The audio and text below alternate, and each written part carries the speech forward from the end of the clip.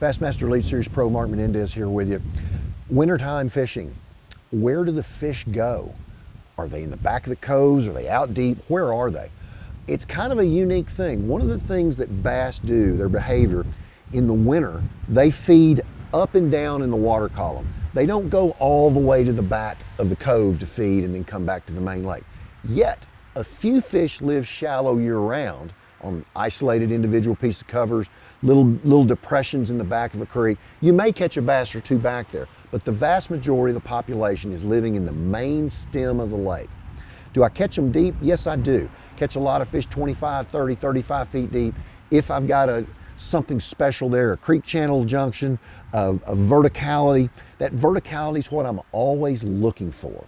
Looking for some place that a fish can get to a feeding station, which is always a flat place. I find a lot of fish in the 2 to 5 foot range in the winter that I'll catch with a small crankbait like a Series 3, a chick magnet, something like that, that are in a shallow water situation, but what they've got right behind them is 25, 35 feet of water. So the key times to fish in the winter, first thing in the morning, midday, and right before dark. Those early and late periods is when I catch most of my giant fish in the winter, and those fish always come from those little steps with deep water access to them. Again, deep water is relative. On my home reservoir of Kentucky Lake, deep water step off right there like that may be from 2 to 4 to 20, but when you're in an Ozark impoundment or a natural reservoir, that fish may be out there and have some sort of a little step like that in 25, 35, maybe even 55 feet deep. That shallow water step is the feeding station. The deep water area is where they hang out afterwards. You know, I mentioned early and late. Why early and late?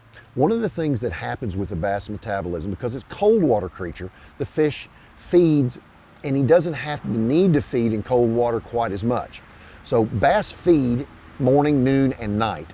At night, they're less efficient feeders because they're so slow.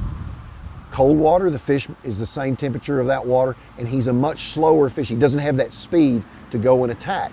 So what happens is you have longer nights in the winter, shorter days. They're much more efficient when you have the light to feed by. So that daybreak bite, it can be blistering cold, but I'm always on the water at daylight, and between daylight and about 9 o'clock, I get a lot of big fish bites because they've been all night, less efficient feeding because they can't see, and then they get that little bit of light, then it's game on. They can feed, they get a bite to eat, and depending upon what they eat, if they eat a relatively small gizzard shad or a small perch or something like that, it's only going to sustain them till just before dark. So they'll have to feed again just before dark because they know they have a much longer nocturnal period that they have to get through. If fish are feeding on gizzard shad in 38, 35 degree water and he gets a gizzard shad, he may not have to eat for 2 or 3 days.